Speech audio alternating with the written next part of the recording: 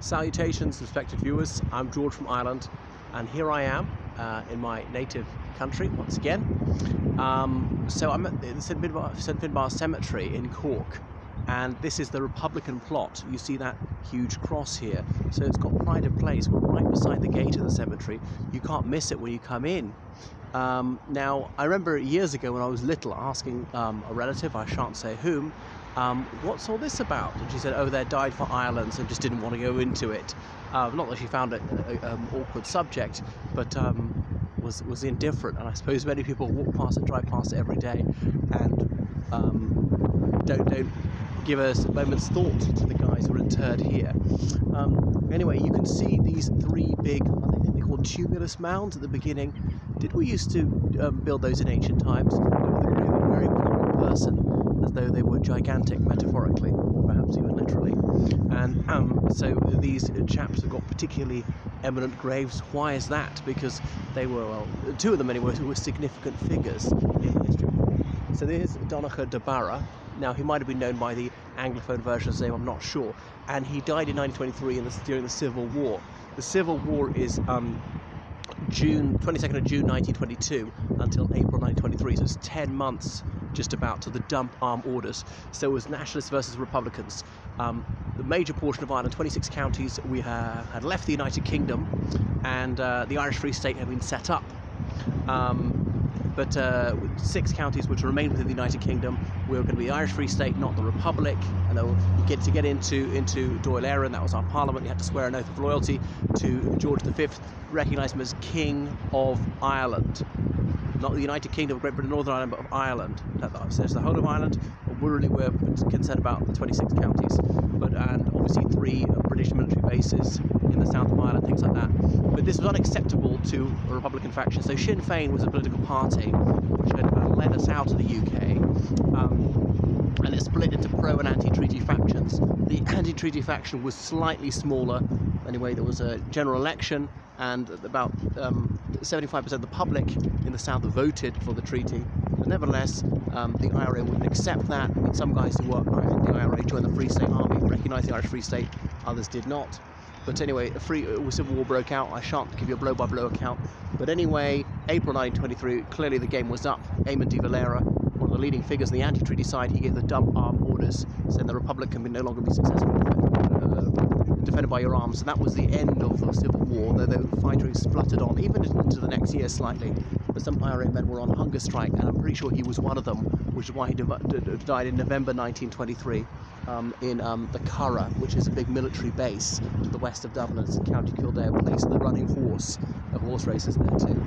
Anyway, so here we see the tomb of Tomás McCurtain, who was the Lord Mayor of Cork, and his house is now called McCurtain Street, was then called King Street, but some men burst into his house in the middle of the night in 1920 and shot him dead. They were said to have English accents, so widely suspected to be Englishmen who were serving in the Royal Irish Constabulary.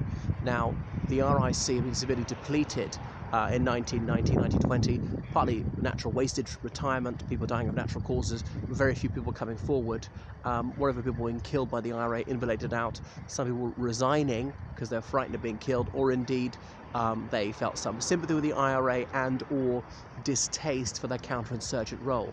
So they had to bring in RIC officers, well, men from Wales, Scotland, England to join, even as far afield as Canada, but often in special units like the auxiliaries, as in to help the main RIC, or the RIC Special Reserve. They were commonly known by the opprobrious epithet, the Black and Tans. So it's thought to be some Englishmen who killed them. It could have been untrue. It might have been other faction of the IRA. There'd been a big row at the Cork IRA that day. And he was also Lord Mayor of Cork, a member of the Sinn Féin party. And his daughter lived on for years, only died a few years ago. Wish I'd met her. And the house was later turned into a school. It was his sister turned it into a school, but that closed in the 50s, if I got that right. Anyway, so his successor, if I got it right, was Terence McSweeney. Yeah. And the thing is, these plaques here on their graves are entirely in Irish. Some of the other headstones back there are in English. So I suppose they wish to underscore a point. Anyway, he was arrested for having documents which might cause disaffection to His Majesty. That was the charge. Notice he didn't have to prove that they did cause disaffection, only that they could do. and he was detained at Brixton Prison. I don't know why he wasn't held in Ireland, but he went on hunger strike demanding release, and the government refused to do so, so he committed suicide. Now, an act of omission is as much of a choice as an act of commission. He killed himself. That's suicide. According to Catholicism, he shouldn't be buried in hallowed ground. But anyway, the Catholic Church has got a lot of ethical elasticity, in which case that committing suicide is okay, so long as you do it in an anti-Protestant cause. So that's the end of him, because why do we want to be separate from Great Britain? Why are we so separate? Well, is it the Irish language? I mean, most of us didn't even speak the Irish language in the 1920s, not even to a low level. We've had 100 years to bring it back properly, still hasn't happened. So I suppose it's got to be Catholicism, though there were some other people who were Protestants in the Sinn Féin movement. So more guys, I don't know the story of all of them, I shan't tell you the story of everybody. Now, some of these people died well after the conflict, were not particularly prominent, I haven't heard of them. So I'm not sure how they got to be buried in the Republican plot. So some headstones in Irish, some in English. Anyway, oh, that's where the bones of Gil Abbey, because that was the abbey as in the monastery founded by St Finbar. So this is St Finbar's cemetery. I'm not sure what it has to do with him. I thought Gil Abbey was some distance away, as in the religious house founded in his honour centuries after his death. I don't think we know where his tomb is. So here's a guy who's shot dead by the Free State Police. That's An Garda Síochána in 1940. It might have been that jailbreak, because a bit of UCC, what's now UCC, was a jail up until 1940. There was an attempt to rescue people. There's a plaque outside where some people were shot, or one person was shot dead during that botched escape attempt or rescue attempt there.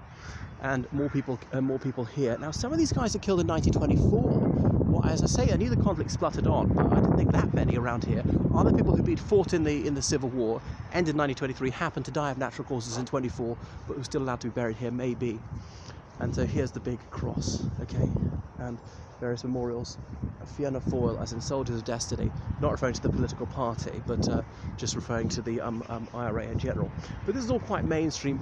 You might be a person who supports Fine Gael, Labour, or Fianna Fáil, or still want to exalt these chaps. But obviously, the Sinn Féin party today tries to claim them all for itself. So does the Republican Sinn Féin. Had these guys lived on, we've no idea what tone they would have taken. Would they have supported compromise or not? We just don't know. So they are posthumously conscripted into the ranks of whichever branch of this very vociferous Republican movement wishes to claim them. So it's very fissile. As Brenda Behan said, when two IRA men walk into a room, the first thing they decide on is the basis of the new split.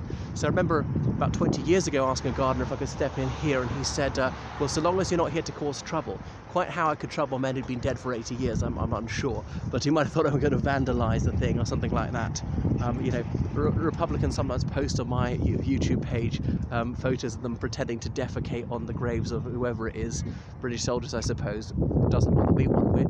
There's the public lavatory, so it's probably about 10 metres too far away. Come on, they would have had a sense of humour too. They don't have to approve of them just because they happen to come from my city. We better not have a conflict. Well, it would have been better to not have a First World War here, you say. It would have, actually. I think we should have stayed neutral. Not just Ireland, but whole of Great Britain. But I know the Republican answer to this is, what conflict is bad, but two conflicts is good. Like two wrong makes a right. And anyway, according to Republican mythology, Ireland was on the German side in that conflict, in which case we lost, in which case we had to give away territory.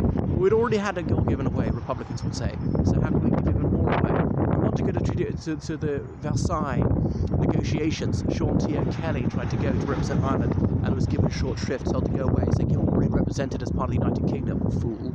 But anyway, if we were there as the vanquished, if we were pro-German, as Sinn Féin would have us believe, despite tens of thousands of us having volunteered for the ground forces, all volunteered, no conscription. Anyway, that's enough of a rant from me, so goodbye from St Finbar's Cemetery in Cork. Toodaloo.